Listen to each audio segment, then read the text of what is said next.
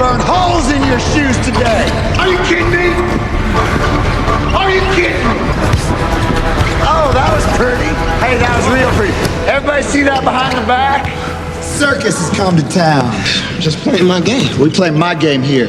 All that other stuff's just insecurity. You killing us. Well, from where I'm standing, you don't got much to bargain with. You want to quit? You quit right now, you quit every day the rest of your life. Don Haskins. He rewrote the history books of basketball, earning the ultimate respect from legends like Michael Jordan and Kobe Bryant, who revered him as the pioneer who paved the way. But who would have guessed that before all the glory, he was just a high school girls' basketball coach? Even though he led those girls to an impressive record, Haskins' ambition ran far deeper. One day, the call of a lifetime arrived, an invitation to coach in the NCAA. Without a second thought, he packed up his wife and 3 kids and headed straight for Texas Western College. But upon arrival, reality slapped him in the face. The conditions were brutal. His family of 5 had to squeeze into a men's dorm just to have a roof over their heads. Still, the thought of coaching college ball kept Haskins' fire burning hot. After all, this was the ultimate breeding ground for future NBA superstars. Unfortunately, the actual situation was worse than he could have ever imagined. The gym facilities were practically falling apart, and the recruiting budget was laughably small. When he went to the athletic director to beg for funding, he was shut down immediately. The director flat out told him that as long as he managed the basketball dorms, at least his family would get free 3 square meals a day. But Haskins, having traveled all this way with a dream, turned around and threw his last remaining funds into recruiting. Unsurprisingly, elite prospects wanted bigger platforms. None of them had any interest in a poor, third-tier school in Texas. Just when he was completely out of options, a brilliant black prospect caught his eye. But due to the politics of the era, the kid was only getting 1 minute of playing time per game. Yet the second he touched the ball, it was like he was possessed by Kobe Bryant, effortlessly blowing past defenders with a spin move, driving through the paint, and finishing with a flawless, fluid layup. His defensive instincts were just as unmatched. Blown away by this raw talent, Haskins offered him a spot on the team right then and there. But the kid rejected him without a moment's hesitation, bluntly stating that he stood a better chance of running for president than ever getting a real shot on a basketball court. Do you understand what that's like to have that ball in your hand? It's like making sweet music with your game. Only thing is, you don't want to hear the song. But Haskins simply couldn't stand by and watch such genius go to waste. He didn't care about a player's skin color. He only cared about ability and potential. He believed that as long as you never stopped chasing your dreams, you would always have a place on his team. So, what is this team anyway? And just like that, Haskins welcomed his first black player. Having tasted success, Haskins planned to recruit 6 more black players, but the team doctor warned him to drop the idea immediately. In 1965, racial prejudice was still deeply entrenched. Black players were openly dismissed as trash on the court, and putting 7 black players on a single roster would make them an instant target for endless backlash, criticism, and ridicule. I intend to win. You carrying on like Negroes gonna be the future of basketball. Could you imagine that? But Haskins only cared about one thing: winning. He literally spent his own money to venture into the roughest inner-city neighborhoods to hunt for hidden talent. However, in an era where black men could face danger at any moment, a random white guy approaching them on the streets only left them startled and deeply suspicious. Hey, mama, you're not gonna believe what just happened to me and Alvin. Almost got jumped by a couple crackers. I'm just dying for a piece of that pie. Man, this pie is so good, it makes me mad at my mama. Despite the hurdles, Haskins pushed forward and successfully recruited a powerhouse forward. Next, he scouted a point guard who was fiercely talented but cocky and full of himself. Haskins put him in his place by throwing down a massive dunk right over his head during a pickup game, leaving the kid humbled and willing to join the team. Meanwhile, the assistant coach was out grinding on the street courts. Cornered by the local players, he had to trade his own clothes and watch just to successfully secure 3 high-potential prospects, combined with a towering center whom Haskins managed to win over through sheer persistence, the Texas Western Miners. A squad made up of 7 black players and 5 white players was finally assembled. However, just as the team doctor had feared, the black players faced hostile discrimination at every turn. The school administration refused to grant them standard housing or cafeteria access. The janitors cleaning the restrooms openly mocked them, and the cafeteria cooks intentionally shorted their food. Even the white players on the team provoked them with prejudiced glares. The black players weren't about to take it lying down, and they fired right back. In an instant, the tension in the room reached a boiling point. Since nobody was backing down, they decided to let their skills do the talking. A wild, makeshift battle exploded right there in the cafeteria. They grabbed a massive head of cabbage to use as a basketball, while two guys held up trash cans as makeshift hoops. The two sides went at it relentlessly in a chaotic, unforgettable clash. Just as things were about to spiral completely out of control, the team doctor rushed in and put an end to the madness. Yet during their very first official practice, a player named Hill openly mocked Haskins, scoffing at the fact that he used to be a mere high school girls' coach. Especially if your guy's wearing a skirt. The consequences were brutal. The entire team was punished with a grueling 100 suicide drills. On top of that, Haskins laid down the law with strict rules. No chasing girls, no drinking, and a strict curfew. The only thing they were allowed to do was grind through fundamental training day in and day out. But that exact night, they threw the rulebook out the window. Led by Hill, the squad snuck out to a local club. Hill was flirting up a storm with a stunning girl and tearing up the dance floor, dragging their exhausted bodies back to the dorms, only as dawn broke. The next day at practice, they tried their best to fake being awake, but their sluggish, completely drained demeanor gave them away instantly. Waiting for them was Haskins' legendary hellish conditioning, which brings us right back to the opening scene. With only a month left before the season opener, the grueling daily practices, combined with the frustration of not being allowed to play their natural street style, cause resentment to grow among the team. Hill even contemplates quitting. You won't quit? You quit right now? You quit every day the rest of your life. Haskins delivers a heartfelt reality check that reignites Hill's competitive fire, but problems keep popping up with other players, and the racial tension between the teammates only deepens. Raised on the rough street courts, these kids have fierce personalities and sharp edges, making them incredibly hard to tame. Haskins warns them that if they can't control their tempers during games, they will be ejected immediately, costing the team the win. On top of that, these troubled teens have atrocious academic records. Haskins handles this by flying their mothers out to the university. With their moms personally sitting in on the lectures, nobody dares to slack off in class. How they are formed. Yes, ma'am. Harry can. Harry. It is a deep-seated, igneous intrusion with no visible floor. Just as the academic crisis is resolved, forward shed trainer exposes a fatal flaw. He is terrified of getting hurt, making him too timid to battle the giant opposing centers for rebounds. Haskins plays bad cop, coldly telling him to pack his bags and even buying him a bus ticket home. Wait. No. There's your ticket. Coach, please.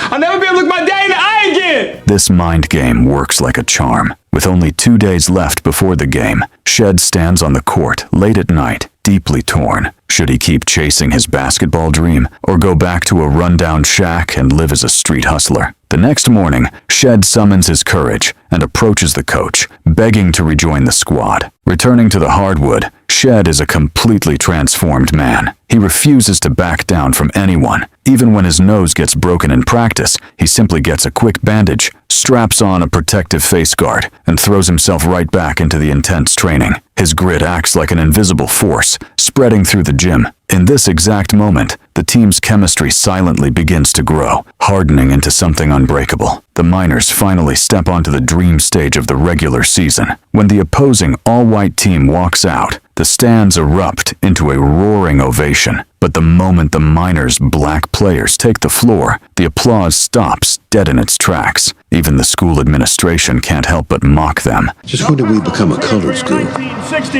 But the Miners quickly let their game do the talking, showing zero respect for their weak opponents. Hill starts flashing his street style with fancy layups, while the centers throw down one vicious dunk after another. Haskins sweats it out on the sidelines. Sure enough, the boys completely lose their discipline. Hill drives into the lane but turns the ball over, and lazy transition defense allows the opponents to score back-to-back buckets. Luckily, they cling to a 4-point lead, scraping by with their first nail-biting win of the season. However, During the post-game handshake, the opposing players completely ignore them. They won the game, but couldn't even get basic respect, leaving a heavy cloud of resentment hanging over everyone. To make matters worse, Haskins catches Hill out on a late-night date that very evening. The consequence is, of course, endless suicide drills. Hey, Coach, I can't go no more. Instead of demonstrating some respect and being a leader. I ain't got no team. We ain't going nowhere. You telling us all the time how bad we are. We know we ain't gonna win. What do I got to respect? Haskins tells Hill about his own father, who sacrificed his own dreams and spent his entire life working a miserable truck driving job just to give Haskins a shot at chasing his passion. Because of this, Haskins treasures every second of this opportunity. He admits he wasn't a legendary player and isn't a naturally gifted coach, but he outworked everyone by tenfold to get where he is today. He tells Hill that it breaks his heart to see such raw talent go to waste. His father's story serves as a massive wake-up call for Hill, completely restoring his fire. Soon, the second game arrives. They are up against the Hawkeyes, the number 4 ranked team in the country. Playing a conventional style, the Miners are completely outmatched. By halftime, they are staring down a 16-point deficit. Hill begs the coach to let them loosen up and play their own style, but Haskins stubbornly sticks to his textbook tactics. Predictably, the Miners remain suppressed, and the gap widens to 21 points. Seeing no other choice, Haskins reluctantly calls a timeout and gives them the green light. With the shackles off, the Miners unleash an explosive wave of dominance. The drives, the passes, the layups, everything flows flawlessly as they rattle off 4 straight points. The steals and fast breaks complement each other seamlessly as they tear a massive hole in the opponent's defense. Their ferocious play leaves even Haskins completely speechless. Now, the pressure shifts entirely to the Hawkeyes. The Miners' suffocating defense rattles them completely, and center Big Daddy Latin sets the arena on fire with a monster dunk. As time ticks away, the gap keeps shrinking. Haskins finally unleashes his secret weapon. When the 6'7", 240-pound Latin steps onto the floor, the momentum swings entirely in their favor. The Miners are on an absolute rampage. Their relentless steals and blocks leave the opponents completely helpless, and the Miners reclaim complete control of the game. With 15 seconds left on the clock, they are down by just 1 point with one final possession. The defining moment of the game has arrived. Nobody could have predicted that this dirt-poor, third-tier college squad would pull off a massive upset against the number 4 powerhouse in the nation. This massive victory completely breaks down the racial barrier between the players. That night, the black players plan to sneak out and celebrate their win. However, the white players stop them. Having learned their lesson from last time, they figure that instead of being dragged into another punishment, they might as well tag along and enjoy the nightlife. But to their surprise, they end up at an all-black church social. In an instant, the few white players become total outsiders, until a stunning girl walks up and invites the introverted, nerdy white kid to dance, shattering the awkward silence. Stripped of racial filters and prejudice, they quickly blend in, and a bridge of mutual trust is finally built. The Miners officially kick off their road to glory. They blast through teams from Shreveport to New Orleans, and then on to Chicago, capturing 17 consecutive wins to become the ultimate dark horse of the tournament. But winning brings more than just fame and glory. It triggers a wave of hostility and danger. During an away game deep in the South, Shed goes to the restroom alone, only to be cornered and brutally beaten by a group of malicious white men. In an act of pure cruelty, they shove his face into a filthy toilet bowl before walking away untouched. When Shed emerges from the restroom covered in blood and completely battered, the team instantly realizes what happened. They rush outside, but the thugs are already gone, leaving the players with no choice but to swallow their burning rage and helplessness. In this fiercely segregated era, their only option is to suffer in silence and channel that raw fury into unstoppable hustle on the court. However, the players aren't the only ones facing threats. Haskins' wife begins receiving a steady stream of terrifying death threats at home. Even though she stands firmly behind her husband, supporting his dream, she is still a mother of 3 young children. Basketball's been her whole life, but it's just a game. Haskins knows exactly how heavy this burden is for his wife, but he cannot choose to quit at this critical moment. He isn't just a father to his 3 kids. He is the anchor for the dreams of the 12 boys on his roster. This is a true reflection of so many men, carrying the crushing weight of life on their shoulders, yet often unable to give their families a warm embrace when they need it most. Misfortune continues to strike in waves. Center Cage suddenly collapses on the court due to a heart condition. Although Haskins doesn't blame him for hiding the illness, he knows deep down that he can never gamble with his players' lives. You're a fool, KG. You're a dang fool.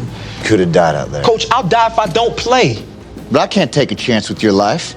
Haskins has come to view these vibrant young men as his own family, but as their fame grows, the racist backlash becomes deafening. In the tunnel before stepping onto the court, the minors are met with a barrage of vile insults and slurs. Drinks and trash are thrown directly onto their heads, treating them like cold-blooded criminals. Yet these boys just want to play basketball and chase their dreams. Even the referees openly call a dirty game, blowing heavily biased whistles. Haskins fights to suppress his team's temper, telling them to let it all out on the hardwood. Ultimately, the minors prove themselves through sheer, undeniable talent, winning a match riddled with injustice and punching their ticket to the Final Four. But when they push open their dorm room doors, they are met with total devastation. The walls are covered in menacing, hateful graffiti, and their clothes are ripped to shreds and scattered across the floor like their broken dreams. Haskins immediately orders everyone back onto the bus, fleeing the hostile, dangerous city in the dead of night. If it were just a small group of thugs, they could fight back. But when you are facing the hatred and prejudice of the entire world, how do you hold on to your faith and move forward? The players begin to fear winning, worrying that the more they succeed, the bigger of a target they will become for attacks. As a result, in their next game, the team plays like a disjointed mess, allowing the opponents to take an effortless early lead without putting up a fight. Not only is their defense lazy and full of holes, but they constantly miss basic jumpers. The trust and chemistry they worked so hard to build collapses in an instant. Even when a white teammate is wide open, the black player holding the ball refuses to pass, opting to play selfish one-on-one ball instead. No matter how hard the coach screams adjustments from the sidelines, they completely tune him out. With 8 minutes left on the clock, the minors completely throw in the towel and give up, throwing away their undefeated season with their own hands. You're stuck out there tonight. Maybe these crackers is getting to us. The harder it is for us out there. What do you suggest we do, Shed? Lose? You don't get it. None of you white boys do, because you don't have people breaking into your room throwing blood on your walls. You don't have people shoving your head in toilets. Different races, conflicting views, they are all victims of their era. At that moment, the team doctor steps up and delivers a powerful truth. What's scarier than losing a game is that you've all forgotten your original dream. Winning the championship is the best way to shut the mouths of everyone who looks down on you. Shut them up. Win. The coach's words act like a lighthouse, guiding them back to their path. The players huddle up, reclaiming the courage and confidence they had lost along the way. As the NCAA tournament officially kicks off, Cage's mother travels from afar just before the national semifinal, begging the coach to let her son back on the court. This is his time. These are the last games he'll ever play. I don't care if it's just 5 minutes, 5 seconds. Just... Haskins gives Cage a reassuring look, then gently nudges him toward the bench to wait for his cue, treating him just like his own son. However, the minors are up against the tournament favorites, the Kansas Jayhawks. Kansas doesn't just have an elite overall squad. They are led by their superstar player, Joe White. Right from the opening tip-off, the minors are completely smothered. Realizing he needs a spark, Haskins makes a snap decision and checks Cage into the game, hoping he can turn the tide. Having missed most of the season, Cage is desperate to unleash his bottled-up energy. He catches the ball near the free throw line and drains a smooth jumper. The exact moment the ball rips through the net, the entire team's morale catches fire. But Joe White is completely locked in and playing at the absolute peak of his game tonight, keeping the minors pinned down by several points. Seeing this, Haskins immediately adjusts his tactics, putting his best lockdown defender on Joe White. The kid doesn't disappoint his coach. He shadows JoJo White's every move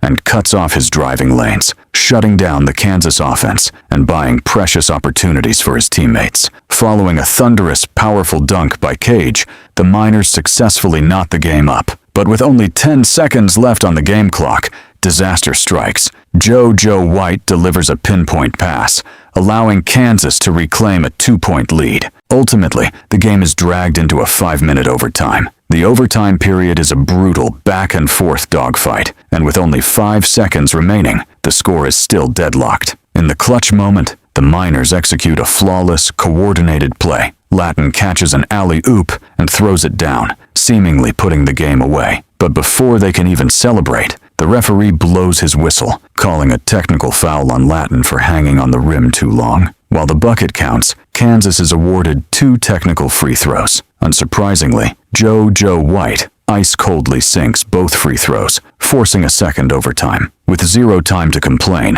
Haskins immediately locks back in. He draws up a new game plan, assigning everyone to run a switching, help side defense. JoJo White uses a slick crossover fake to lose his defender, driving baseline for a layup. Right after, Kansas pushes the pace on offense, while the Miners scramble back on defense. In the dying seconds, the ball finds JoJo White's hands again. He launches a desperate, contested three-pointer from the sideline, and the ball rattles in just as the buzzer sounds. The crowd erupts, chanting for Kansas, but right in the middle of their celebration, the referee blows a piercing whistle. JoJo White had stepped out of bounds on the sideline, ruling the buzzer-beater invalid. The Miners escape with a thrilling 81-80 victory over Kansas. The Texas Western fairy tale keeps marching on. In the national championship game, they will face the Kentucky Wildcats, a powerhouse team on a 4-peat streak. The Wildcats boast a legendary mastermind in Coach Adolph Rupp, alongside elite superstars like Pat Riley. The Kentucky players arrive dressed to the nines in matching, pristine suits. By contrast, the Miners look like a ragtag, makeshift group of street kids. Out of professional courtesy, Haskins walks over to introduce himself to the legendary Rupp, but the older coach takes one look at the black player standing behind Haskins, coldly drops the line, "I'll see you on the court," and walks away, completely snubbing him. At the press conference, Rupp openly voices his disdain for black athletes, completely dismissing Haskins' squad as nothing more than a mindless circus. In the audience, Haskins' wife is forced to listen to the crowd's mockery. That horrible man playing those colors. Where you from, sweetheart? I'm married to that horrible man you were just talking about. Even during a bathroom break, Haskins overhears reporters using vile, derogatory slurs to trash his players. The night before the championship, Haskins walks out onto the floor of the empty, quiet arena. He realizes that this game has transformed into something much bigger than just playing for a trophy. It is a battle for the dignity, the future, and the light of every kid chasing a dream. Haskins calls a mandatory team meeting right there on the hardwood and drops a bombshell decision on his boys. For tomorrow's ultimate showdown, his 5 starters and his 2 primary bench players will be exclusively black. He is determined to shatter the ugly status quo of the basketball world. Coach, I want to play.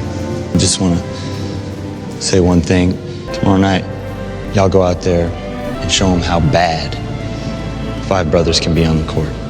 Carrying the hopes and blessings of their white teammates, the seeds of championship glory begin to grow wildly inside the hearts of the black players. This battle of the century officially tips off, and in every alleyway, diner, and dorm room, wherever there are black folks, eyes are glued to the game. Haskins deploys his 7 black warriors against a 12-man basketball dynasty, a move Coach Rupp perceives as the ultimate insult. But right after the opening whistle, Latin catches the ball, skies into the air, and throws down a vicious poster dunk right over their heads. It sets the arena on fire and makes the Miners' intentions loud and clear. Turning to Kentucky's offense, they prove exactly why they are 4-time defending champions. Their chemistry is flawless, and they quickly tie the game. However, with Latin acting as an absolute wall in the paint, the Miners can move the ball with 0 hesitation. Disaster strikes, though, when a teammate gets injured battling for a rebound and can no longer play. Having lost a powerhouse forward,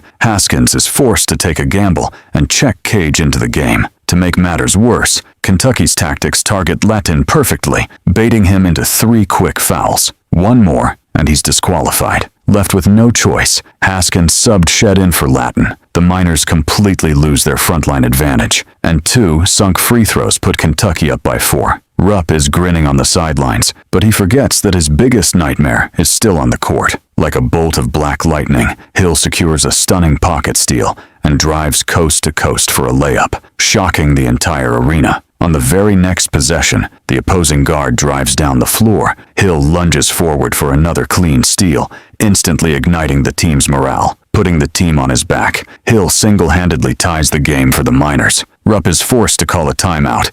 He can finally feel the threat of the Miners, and he frantically barks instructions to motivate his squad. By halftime, the Miners cling to a slim 3-point lead, but Latin, sitting on the brink of fouling out, and the injured power forward remain major vulnerabilities. Rupp adjusts his strategy around these weaknesses for the second half. Right out of the gate, Kentucky plays with the swagger of true champions. Their depth allows them to unleash a relentless fast break assault, tearing the game open with a barrage of steals and pull-up jumpers to retake the lead. Frustrated by the pressure, Latin rushes over and blocks Pat Riley's shot out of midair, but he gets whistled for his 4th foul and is forced to head to the bench. As Pat Riley knocks down both free throws, Kentucky expands their lead to 8 points. Haskins tells Hill to slow down the tempo and lead a total team offense, and the results are instant. Cage breaks the ice with a thunderous dunk, and Hill drains a pinpoint jumper from downtown.